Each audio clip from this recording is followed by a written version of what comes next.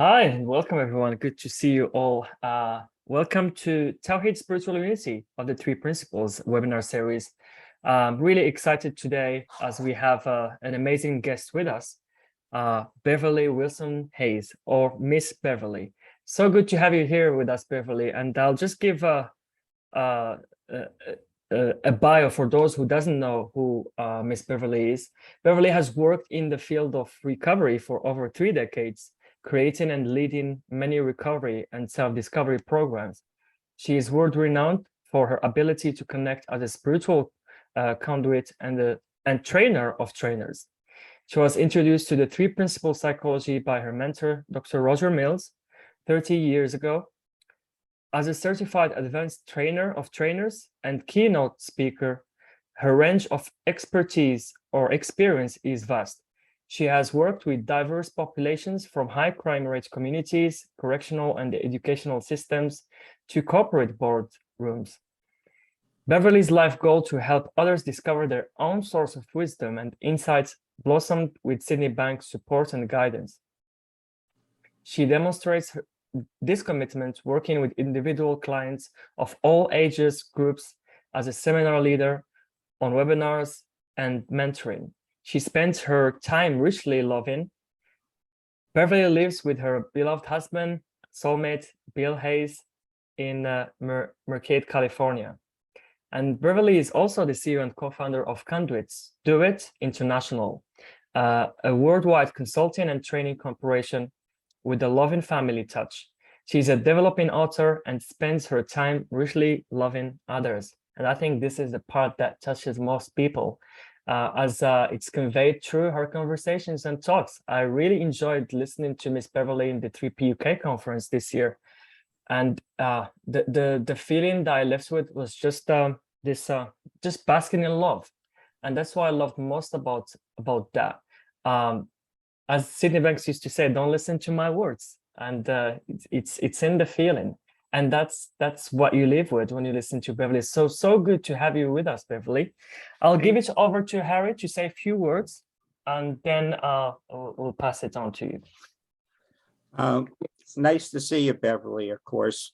About a month and a half ago, I invited Beverley to talk to the Muslim women in the addiction department. And she probably spent about 2 hours sharing. And it was really beautiful because we had never really shared a feeling of love together.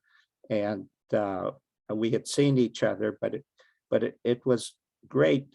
And I invited her for a couple of reasons. One, she's a woman, and secondly, from a minority perspective. But the most important thing was I wanted her to inspire the other women that they could share like she does, or like I do, or like Omar does, or like many of you do, type of thing. And she really did inspire the people. And what I liked most and what I look for in the three principles is not somebody who understands the book, not somebody who teaches it like the psychologists teach it. I like somebody who she doesn't shy away from who she is, her religious connection to her Christian faith, and she speaks as a total person, not just a 3P person. I don't like that anymore. I find it extremely boring.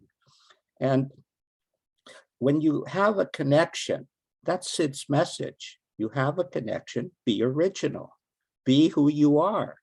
Don't pretend to be like somebody else.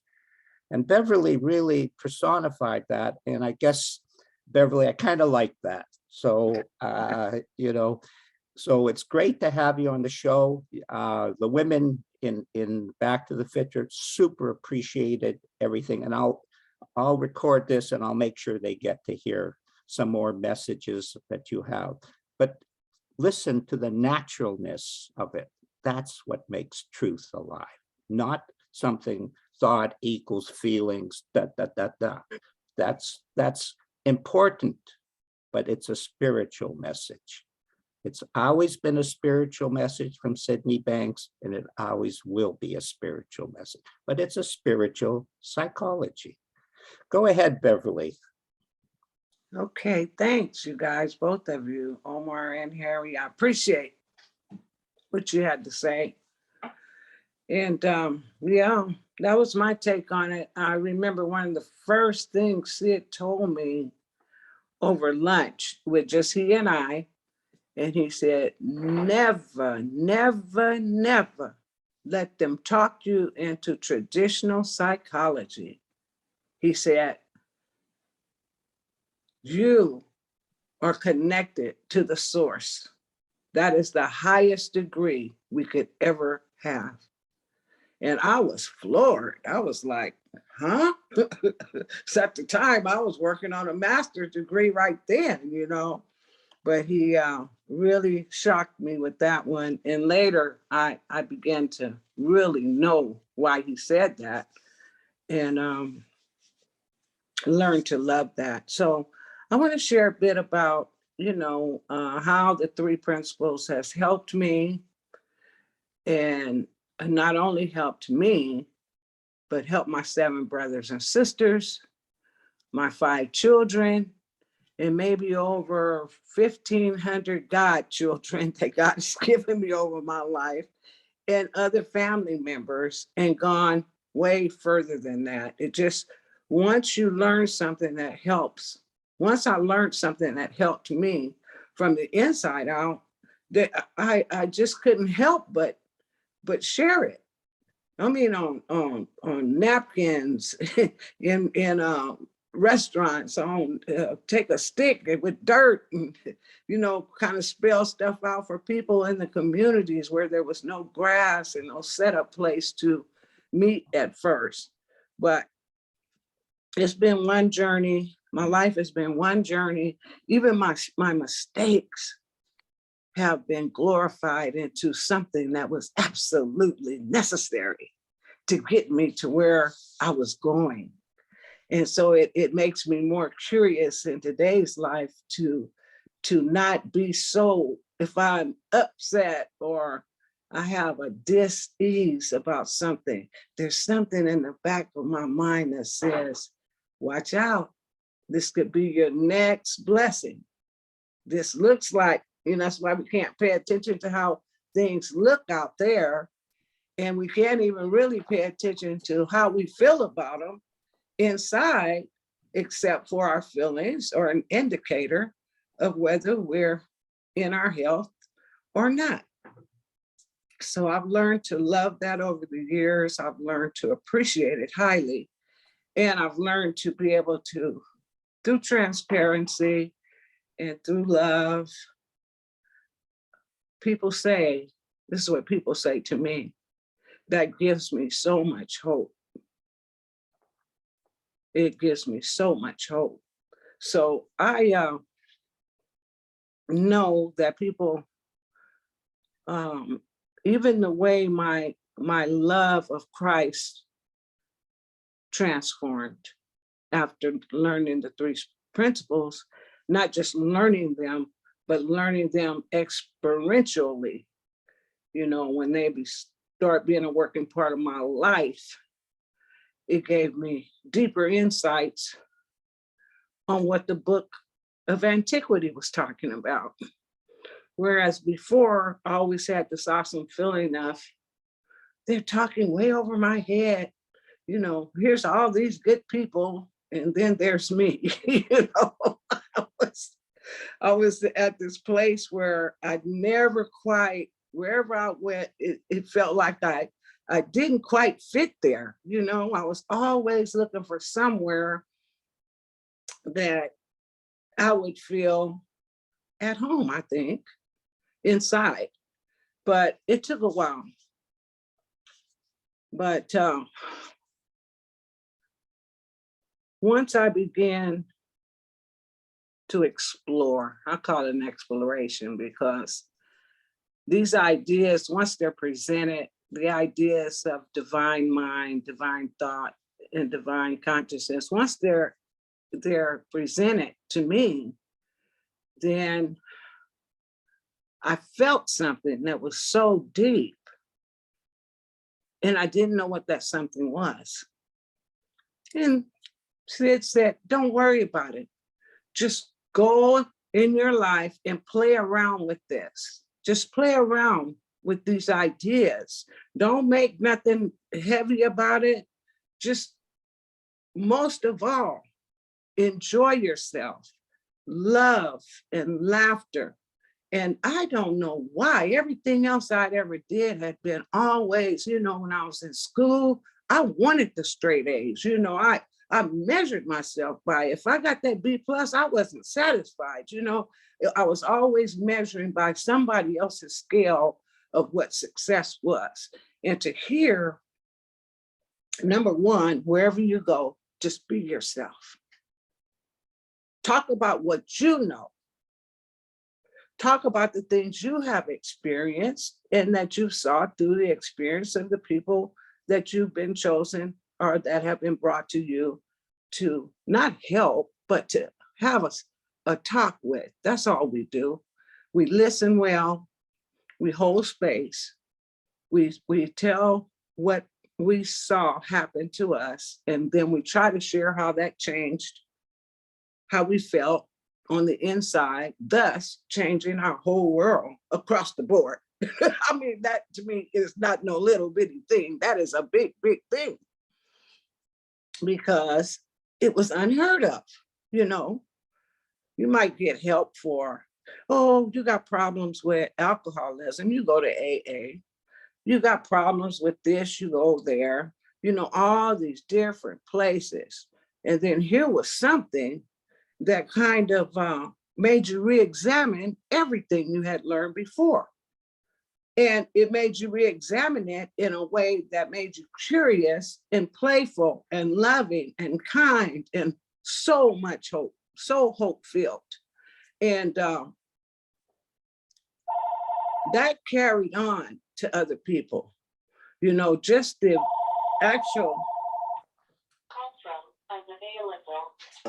My husband said he's gonna get the phone. Okay, excuse me, you guys. I'm just gonna take that off because he's a little bit slow on that. But anyway, yes, I ran into something that was more practical. It was so simple, but at the same time, it was so profound because I started feeling better.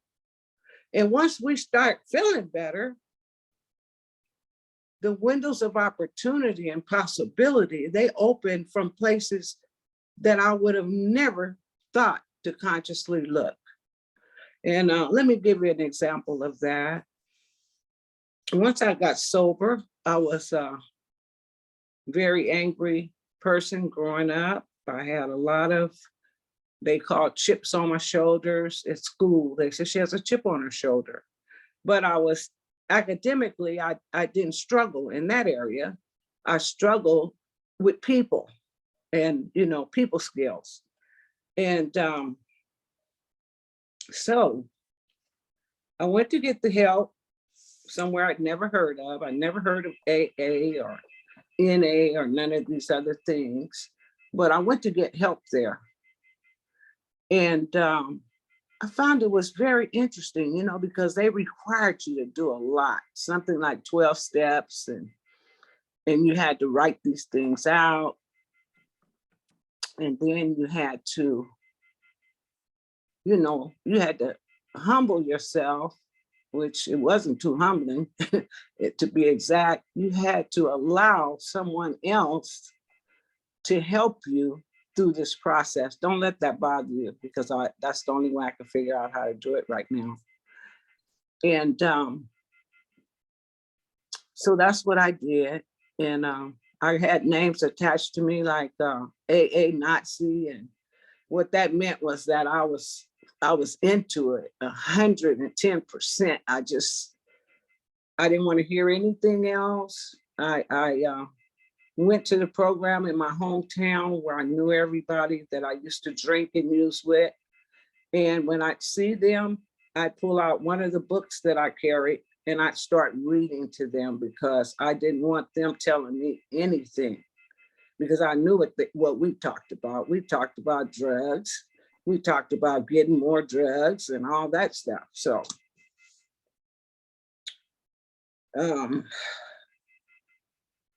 some kind of way, I ended up being very, very faithful to this program and came back to get a 1-year chip. And when I got the 1-year chip, excuse me, it's not working. Should have done something way less than that long time ago. When I came back to get the 1-year chip, the county of San Joaquin wanted to know what could they have done? Why was I the only African-American woman to come back and get a 1-year chip the way the program was designed, and what could they do to improve it? So I was in these meetings where they were picking, they said, we just want to pick your brain. They was having these brainstorming meetings, and out of that came several programs in my local town. And what I didn't expect or want was that people started looking for me and sending their grandmothers and their children, and the mothers were just like, what did you do? What happened to you? How did you get from where you are to here? So I had the best life I'd ever had for about 3.5 years before I even met what they were then calling psychology of mind, that's now called the 3 principles. But I started a little group in my neighborhood called A Sunrise Look into Reality. And I did that because it was near the housing project that we had lived in some of our lives. And it became very popular. Oh, I'm right in the middle of something. People caught on to it. Are you talking to me, Harry? No, he's not talking to you. Okay. So He's anyway, reading to with make the someone. long story short, they had some international visitors come to my town, and they sent 4 of them to my class. One of them, they were from South Africa. One of them had a life-changing experience and went back to the town hall meeting, raving about this little group that was out in the projects, near the projects, and how well the class they felt was going. And this man that was in the group, Bob Graham, he called me and invited me to a 6-day training that they were having at the Holiday Inn Express. And it was a thing they were calling psychology of mind. So I went, and the first night I was there, I was given 2 books to check out. The first, it was the Second Chance and The Quest of the Pearl, which were very small books. And my curiosity at even arriving at that group was so heightened simply because of the feeling that was in the room. And everyone looked like there was this bright light around them. And the air was electric. And I just felt in that moment like, wow, I've tapped into some kind of power source. I didn't know what it was, and I'm very skeptical. And at that time in my life, people say, they call me religious. I don't think I'm that. I think I'm really spiritual. And I always want to learn about all religions, but I chose one. And I got there and I had this feeling of this presence of God. I just felt it so strong. And I'm like trying to shake my head and figure out how come when Dr. Mills says we have to cultivate a quiet mind, I'm hearing there will be peace in the valley. He says something like some other phrase, you know, about how it's not the fabric of our thinking It's not the content of our thinking, it's the psychology behind it. And then he went on to explain why cognitive behavior therapy and our rational behavior therapy and all these different programs that I had been to in the last 3.5 years, why they were, by the time they get to those parts, we've already missed it. Because in order for the principles, the 3 principles, once you're aware of how we function psychologically, what it does is it unmasks our skin. It totally helps us see what's going on behind the scenes. And I don't know what that does for you, but for me, it gave me something that I could access myself 24/7, and I didn't have to go anywhere to get it. And it also backed up an idea that I got in a lot of trouble for in the 12-step program, because I was always asking questions, wondering about this or curious about that. And it answered that question that I had about physician, heal thyself. What did that mean? So it was very interesting for me to find out that I had moods, and that when I'm in a low or high mood, it determines what my perception is looking out. It let me understand that my thoughts are actually creating my reality moment to moment all the time, with the assistance powered by divine mind. So all those things were unfamiliar things to me, and they kind of pulled the rug off from under me for all the things that I thought I knew at that time. And I'm telling you, it was the best life I had ever had. I was living my best life. But some kind of way, something inside of me, deep inside of me said, give this a chance. Give it a chance. They said that these are some things that, well, what they said that really caught my eye in one of the books was, it's a secret that can't be told. It said, no matter how many words we put to it, or no matter how we fashion it, we're holding up something that if you can feel and experience on the inside of you, and or any way, anything in you reaches out for it, that the door would open for you to have an experiential. And that caught my eye like nothing else, because it didn't make sense, but it made sense. It meant that all these things that I used to cope all my life, you know, used of an intellectual, I could usually figure, I thought I could figure everything out in my head. But what they were talking about, these principles, these guiding, animated, illuminated, spiritual principles could only be heard from within my heart, from the inside.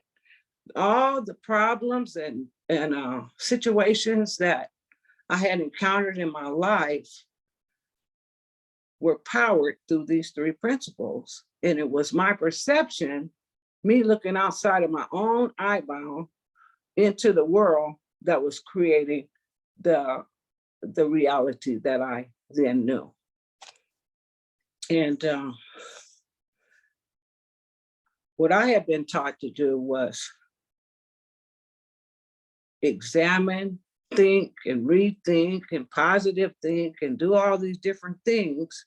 Whereas this model says, just be aware that we think. That we think. That was the main thing.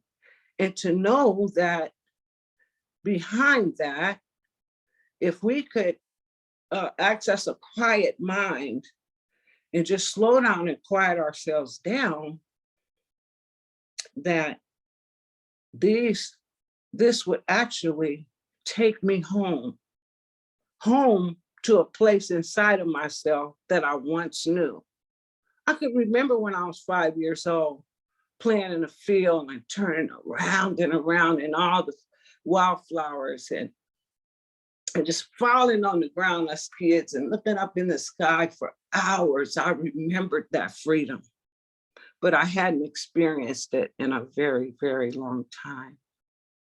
But here I was catching a glimpse of that kind of, it was similar to that, a sweet innocence that I was beginning to feel from the inside of me.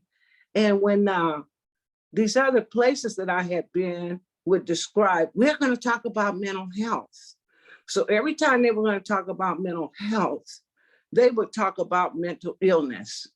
So I and a whole lot of people like me were confused. We thought mental health was the pathology because that's what was always spoken about. But when Roger talked about mental health, he was talking about innate well-being that I was born with, me and everyone else, and that there was nothing broken, nothing to fix, but that there was an understanding that could help me tap into all these portals inside myself that would grant me access to brand new worlds that I didn't even know existed. And that was pretty powerful. That was pretty powerful to me. So I found out a lot of my suffering, or what I called suffering, was actually my inability to understand how I functioned psychologically. And that when I gained an understanding that helped me step back from thinking, and I learned that thoughts were neutral. They come and they go.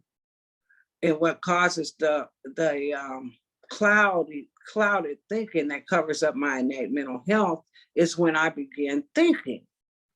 And I was like, wait a minute, that's tricky. Thought and thinking, no, thoughts are neutral. Thoughts can come in and through our mind. That's all, they're divine gifts, thought is. But it's the thinking. A thought, a hurtful thought comes up. Then I start saying, oh yeah, and then that happened, and then that happened. And before you know it, I've worked up all these things together to make a tornado in my mind. Whereas once I understood, once I gained the understanding, when the thoughts showed up, I would just calm down. I was aware of them. I saw them, but I didn't give them no airtime. I did not play what I normally was conditioned to do, those thoughts over and over again, adding on to them. And thus I walked away with freedom. It took a lot of practice. I'm not going to tell you it happened overnight because then I wouldn't be telling you the truth. It took a lot of practice and at first it seemed like I had got worse because now that I understand that allowing the thoughts to pass through me were going to be helpful, but thinking about different situations or present moment things that I was upset about would cause more suffering.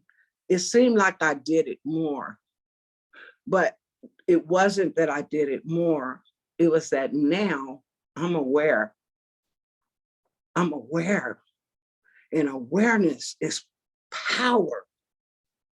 I think consciousness is actually the workhorse because through it, more will be revealed. My feelings became barometers, or they became signals to me that the quality of my thinking was low. And instead of trying to dig myself out or getting in a flurry about it, I learned to relax and say, oh, well, this too is going to pass if I don't give it any airtime. Is this making any sense?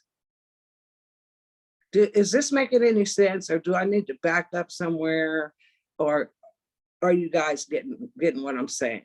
Can you feel what I'm saying? Because I want this to be crystal clear. And if it's not, then I want to do it. So Can you just continue, and then we're gonna open it up for questions. But it does make sense what you're talking about. Okay, that's all I needed to know, because sometimes, when you're sharing, you have to check in with your audience to see how they're doing. I see people playing on their phones and different stuff like that, and it's okay. You can do whatever you must. Well, we can do this. Like, if does this make sense, can you give a thumbs up or something? Yeah, it's okay. It's okay. I just needed to do that for myself. And one heart from Debbie and smiles everywhere. okay, got it. So the one thing I want you to know, like, that was a hell of a great introduction that I got today. But I want you to know that I'm a student of life. I am not awakened. I'm still awakening, and I'm still learning new things every single day. And I wait for those times. I keep my vessel. The reason we named our business Conduits Do It, it just came by just through a conversation I was having with my daughter. And I was saying, well, baby, all we really are conduits. We're vessels for which the spirit can flow. And if our vessels are free and peaceful, and what clogs them up and make them not be free and peaceful is thinking. So if we can, like, take this glass, if we had something in it and pour it out as a metaphor of letting everything go before we connect with our loved ones, our mates, a group like this, just pour everything out and be that open vessel for which the spirit can flow. Then that's when the miracles happen. And that's when you're guided on what to share. And people often ask me, why are you so transparent about the things that you suffered, getting to hear? I said, because there's no shame around that to me.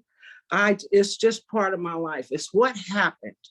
And this is what happened to get me out. And then it over my life, it just keeps getting, they call them paradigm shifts. The paradigm shifts keep happening, but Sid called what happens when you're really comes from backgrounds where statistics, we got to watch statistics. We have to watch what people said to us when we were growing up. And what Sid said was that in spite of all these things, to be able to shed that stuff and to come up out the ashes as a whole new creation that's willing to be created, formed, and reinformed over and over again is a vertical jump. I said, what does it mean? I'm just like, when he said it, I got so impacted simply because most of us are truth seekers. We are searching for the truth. And the truth, when I hear it, it always has terrific ways it lets me know it's present. I'll feel it. I'll feel it like maybe my hair standing up on my arm. I'll feel it, maybe my scalp wrinkling over, different little indicators. And so when he said that to me, you've had a vertical jump that all the odds were against, but here you are sitting before me, a healthy, happy, loving individual. He said, it's nothing but a vertical jump. And so I've met so many people that have had those vertical jumps. I've had them 3 decades ago, and I've had them just as much as day before yesterday, Monday, Tuesday. I've met people, that vertical jump situation, the paradigm shifts, they keep happening as people gain the understanding that unlocks years, it dissolves years of misunderstandings in their families, because it dissolved years of misunderstanding within myself. And how was it able to do that? It was able to do that because I just considered to try these things before I use contempt prior to investigation. And when I was a skeptic and a person that told religious people I wasn't finna pray to no invisible man, I didn't allow nobody to tell me anything. I just immediately cut it off and wouldn't listen. But today I'm happy to say that I learned to listen softly. They call it deep listening.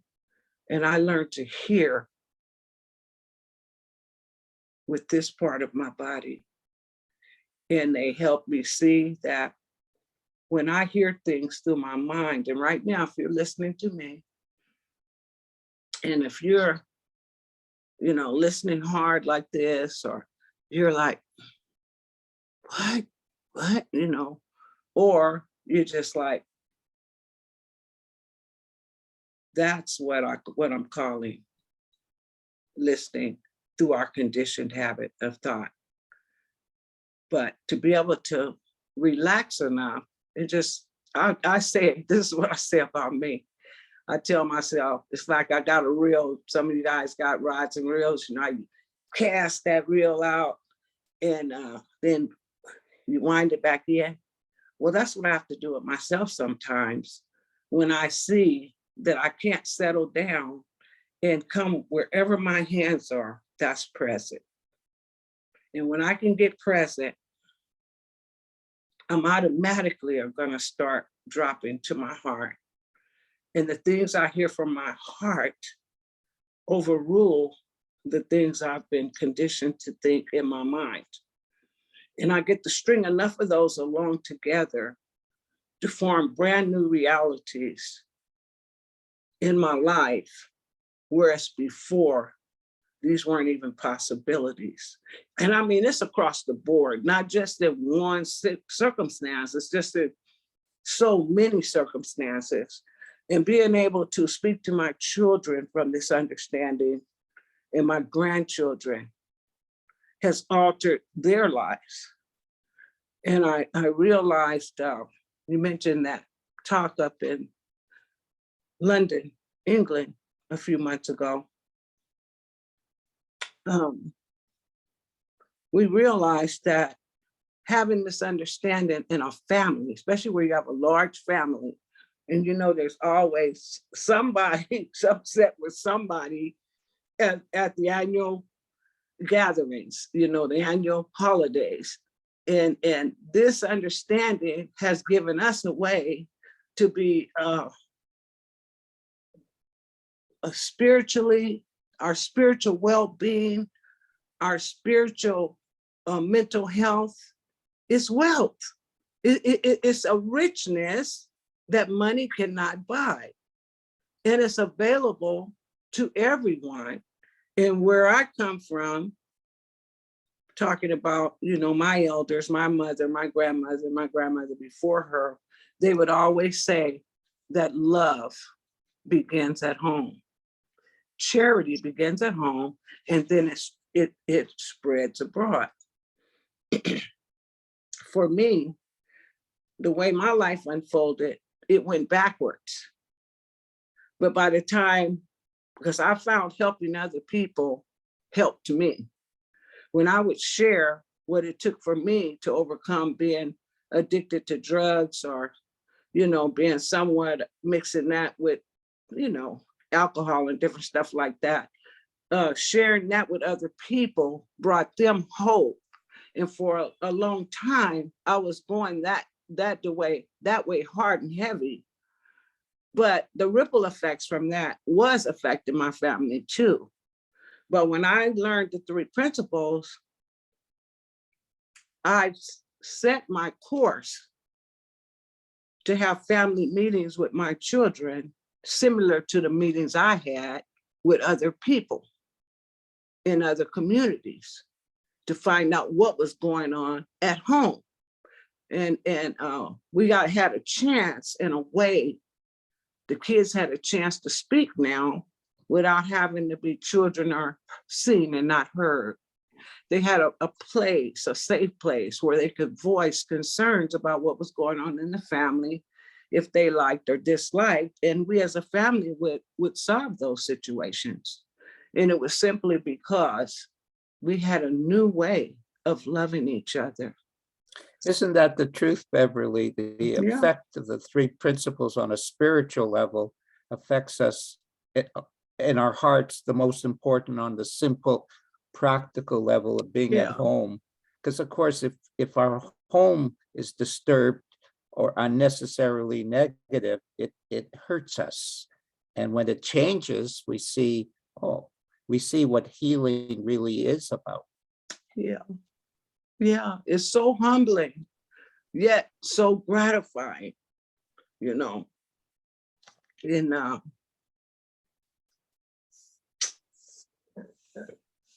it's just hard sometimes to feel like I'm transmitting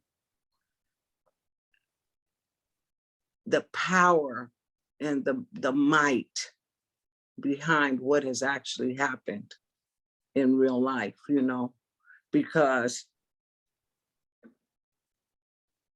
the ripple effects are just outstanding.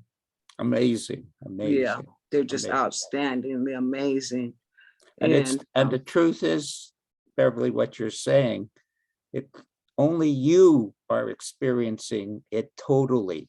Sid often said, I hardly know what's happening in this ripple effect, and I know more than anybody. And that ripple effect, our little minds miss. We miss the full impact of sharing just who we are. Yeah, and then the world doesn't know how to measure it. So you're not going to get a lot of applause from workplaces and different places like that, because until we started doing research in San Jose some 20 something years back, and then other places start doing research to actually put a value on having the ability to walk in a room and have rapport with 25 inmates or 25 board members, you know, that was they never had a way to measure that to where it meant something. It was just, oh, well, you had a nice feeling. What is that? You know, what has that got to do with anything? Well, you might want to see that your production goes up, people come to work, less bothered, you know, your less absences. You might want to, you know, but they didn't know how. That was their innocence. And the piece on separate realities and also seeing the psychological innocence in other people challenged me to become curious about finding the hidden justice in these different situations that come up in life that used to really just knock me off my balance, you know. But then something says, seek it, seek hidden justice, you know, like you would a diamond or gold. Because once you can see the hidden justice in any situation and find it, it's always there. But we have to be looking for the good to even consider that. And that was a big wowie. That's a very good point. If you can't consider the good, you're going to miss the good. That's the way thought works. Yes. Yeah, that's beautiful. So, I really love that. Yeah, me too, Harry, because it gave me a different vantage point. I always knew that there was something more to life than I could see. And what I could see was really not even what was going on. Like all those people and places and things that I blamed for years and years for my upset and dis-ease, I had to find all those people not guilty. Because number one, if someone says, oh, they made me feel insecure. Well, what I learned was no one can make me feel insecure without my permission. I had to been feeling insecure already and agree with what was brought. Because if it wasn't true for me, that would just roll by me like duck off of, you know, like water off a duck's back. So I was playing around with that for a long time, just trying to disprove it and further prove it. And second to none every single time. When my ego is taken out of the equation, there's no one to be injured. So finding offense comes less and less and less to me. And when it does come up, I know already that I'm not in the spirit. You know, that other guy that took over, that other gal, you know, she's looking for something that, because the heart just really wants to love. That's all it wants to do is love. What you're describing, Beverly, in the Muslim faith is called detachment, to be detached from all of those ideas and thoughts, even the thought about Allah and God, and just be in that feeling that you're talking about. And that freedom doesn't allow the ego to ignite itself. Yeah. Because it's powerful. It's powerful. Yeah, it is. You can't deny, you gotta give it, you gotta be aware, you know, but we don't have to be afraid anymore. We don't have to be, even if we lose our way, there'll be a voice that says, no, baby, turn here. All we have to be able to do is listen from within here, and we're always guided to where we need to go. We're guided to that next person that should come into our lives. We're guided. So the world becomes, no matter what's going on in the world we live in becomes a place that is safe, it's loving, it's peaceful, it's secure, it's resilient. And love covers a multitude of fault finding. I love living in this peaceful way, Harry, and I know you do too. And I met Omar right around the time of George Floyd, about 2 years, it's probably closer to 3 now, lose track of time, but just watching over the years, I saw you at a distance, but we never connected until we had that little talk. But right away, we didn't have very much to discuss. We just connected. It was just connection, you know. And I just feel so honored to be here today and to be able to hang out with you all and see more hopeful and joy-filled experiences that we can have together. Yeah, so maybe a good time now to open it up for a few. Well, just before we open it up for questions, I just want to say I love you, Beverly, and I've been watching you as well. And when we had that conversation in yeah, after what happened with George Floyd, and we met myself and Rob Cook and Christine Heath, and it was such a wonderful feeling to be in that room. It was such a wonderful space we shared, and love was what has driven us to do or to be together, especially at that time. Mm-hmm. And I'm just excited, and I love the ripple effect of what's happening in the world with sharing this understanding. And you know, just seeing people wake up to who they truly are is just magnificent to witness. Yes. And you know, like some of the people, they've been like in this understanding for like less than a year, and they are way ahead of, you know, me and many people in the community. It's just amazing to witness that. Yeah. And Sidney Banks used to say this, like, some of you in the room might be way ahead of us, like in 5 minutes from now. Oh, yeah. It doesn't have nothing to do with time, nothing to do with experience, nothing to do with age. Wisdom has no, it cannot be the free agent or defined or labeled or put in a box in time. Like there is no such a thing as experience when it comes to sharing this understanding or seeing or waking up to who we truly are. And I just love that. So I love you. Thank you. And shall we open it up for questions? Harry, are you jealous? I love you too, okay? Oh, thank you. Ooh, everybody loves Harry, And Harry loves everybody, to be and honest. Harry loves everybody. Yeah, yeah. So if you have any question or anything to share, please just raise your digital hand and I'll unmute you. Or just something to comment on as well, just to start the ball rolling. Mhm. I know Debbie has something to say. Divyesh? Debbie. Raise his stage. Oh, Debbie. Okay, Debbie and then Divyesh after. Yeah, There she is. I never tire of listening, and to listen to Beverly talk about this with love. And it was just as recent as Monday, something she shared with me about just always questioning and being curious.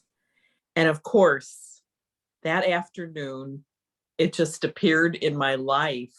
And I think in the past, it would have caused, I don't know, righteousness, ideology, all of that kind of stuff that comes up from being human and innocently, experiencing. And instead, it was like, oh, this is fun.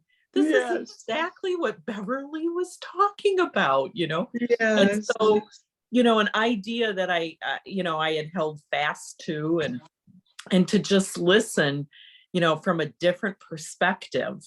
And it wasn't a huge thing. It was just, I'm a nurse, and it was just hearing like some thinking that we've always had, and just to hear it from a different way, and just being like excited about that. And I think that's what brings this idea to a miracle every day, all day long. You never know when it's going to happen, and how much fun this understanding brings to life. And I'm grateful for Beverly pointing that out to me. It was like, again, it was just like a miracle. We had talked earlier, and then boom, happens about a half hour later. So yeah, I'm just so grateful. And this was beautiful. Thank you. So good to see you, Debbie. Thanks for sharing. Okay, let's go to our next person. Go ahead, Divyesh. Thank you, Debbie. Divyesh? Hi, sorry, ahead. I'm in the dark because it's Sydney. I'm my usual in bed. It's Sydney Banks? No, Oh, Sydney, Australia. Sydney. Okay. Oh, no Well, problem. good morning, Divyesh. Morning, and it's a little bit better because our clocks went forward, or whatever you want to call it, 1 hour. So what was previously 1 hour behind, which is impossible. But anyway, Beverly, and it's always a joy to hear you and feel you all the way here.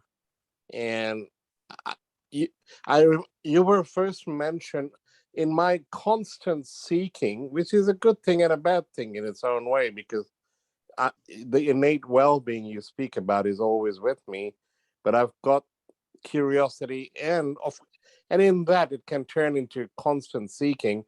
But I was in part of something with Kathy Casey. Is that her? Yeah.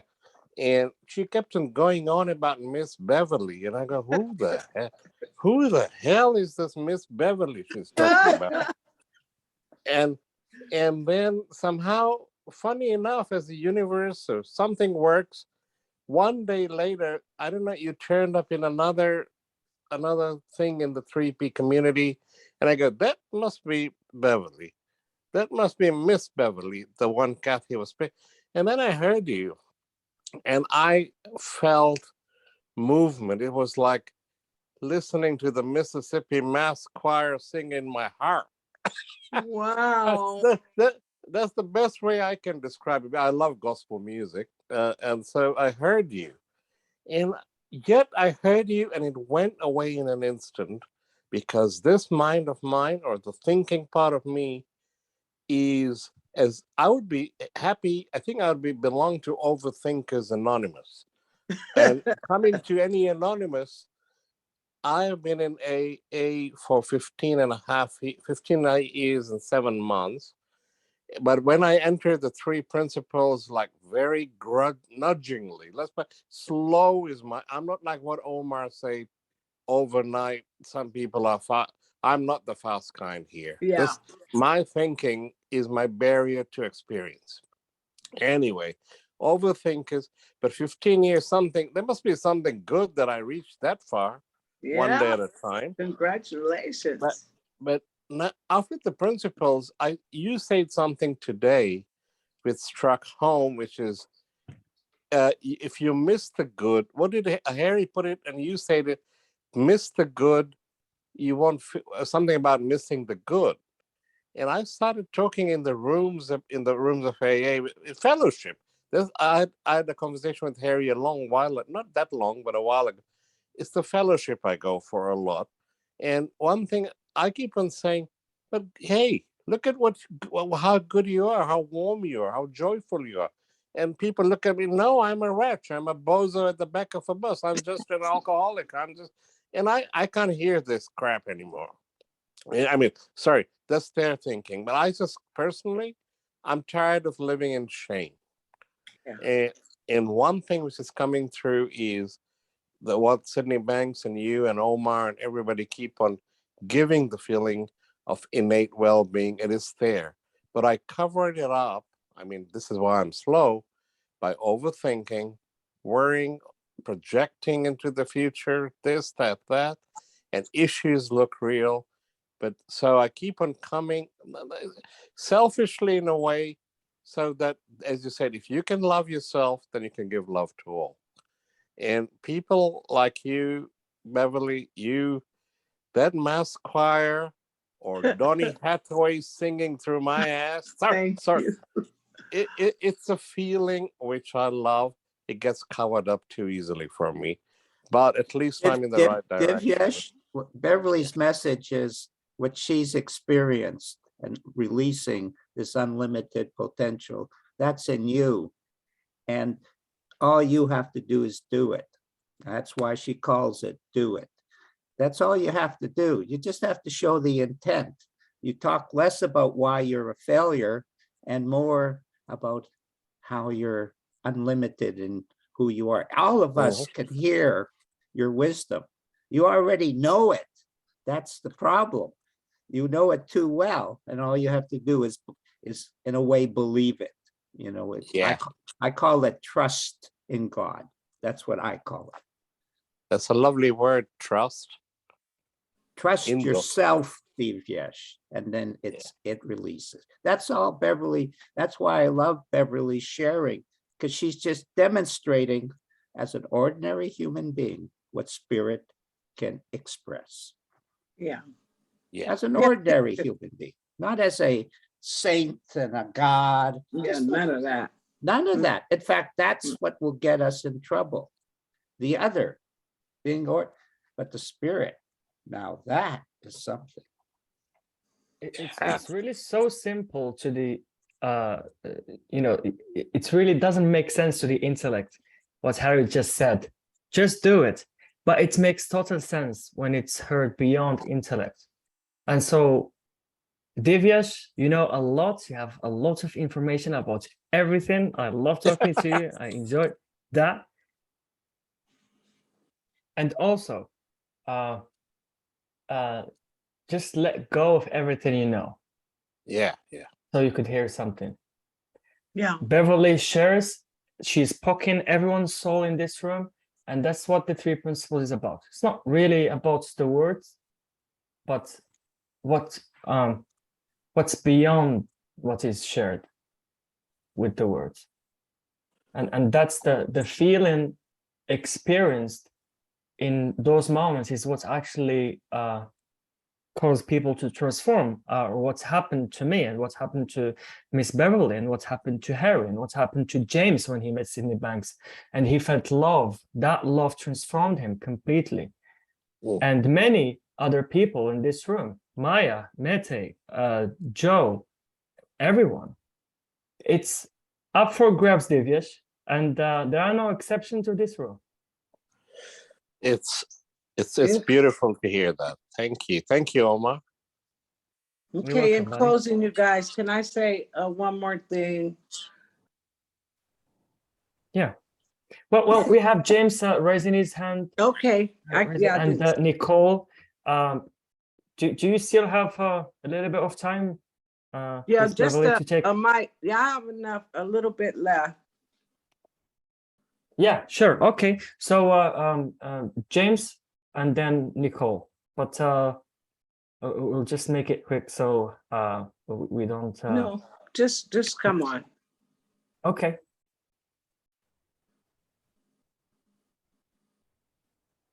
You still be, oh, you got it. I got it. I will be quick.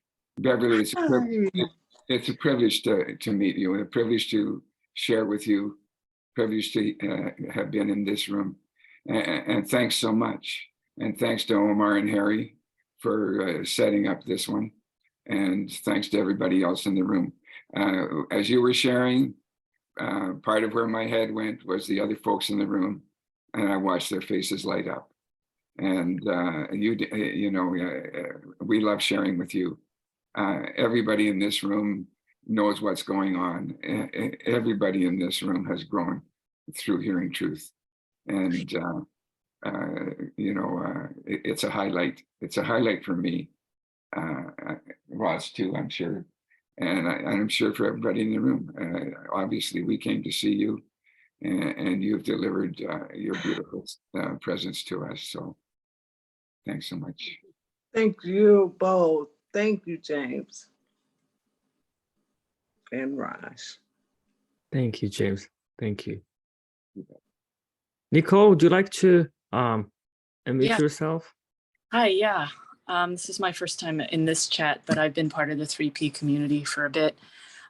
Ms. Beverly, I also belong to the Kathy Casey group, and I just feel so honored. There's something so grounding about the way you share, and I can fall into the intellectual camp as well. And what you said just coming into the call around being able to, these are my words, but something like not evaluate whether this is a good thing or a bad thing, because it just might be the next springboard to a gift or a blessing. That really put me in my place, because there's been some things that have been happening around, like, oh, I don't know if this is going to turn out. And it was so comforting to remember, I don't know. I really don't know. And so that's the first thing. And then the second thing is, I work in finance, and one of the things that I want to shift towards is still within finance, but working with families, high net worth families, around their legacy, the wealth transfer, a lot of different intricacies that can happen around moving money from one generation to another, and a lot of the misunderstandings that can happen around it. But when you said, and I was having family meetings, it just, something in me was just like, I got the chills. And so I've been talking to different people and still haven't, I'm just taking one step, the next step, and the next step. But just hearing the way you have changed as a result of coming in contact with this understanding, and being able to allow it to then impact just in your sharing and your seeing what you see, how that has transformed your family. Yes. I was like, wow, I don't know how that's going to happen with the families I want to work with, but wow, you're just an example of how you made that happen. So thank you. And if you have anything for me, I'm told as well. I just feel you're going in the right direction. It's no accident that we met here today. We're all here by divine appointment, and that was your call. You felt it. You heard it. Both those things. So trust it. And what I wanted to say earlier is that if we can't make the jump to some of the things that we hear, just consider them.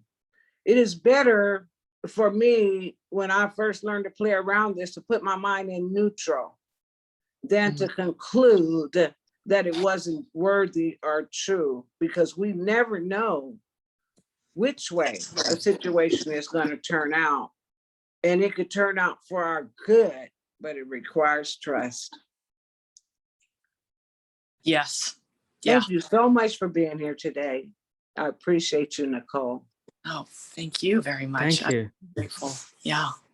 Thank you, Nicole. I just want to share quickly, heard you talking and sharing that you want to share this with families, that you don't know how to do it. I don't know how I started the show. I don't know how I became like sharing this understanding and doing programs and courses. I don't know how this happened, but all I know that it's really beyond us, and I don't take credit for it. We cannot take credit for it. And we are guided. You're really truly guided. One thing that occurred to me while you were talking is that you don't know what's going to happen, and you cannot get ahead of thought. You have to have the thought to know what the thought is, and you don't know what that thought's going to be that going to guide you to help those families. But surely it will happen with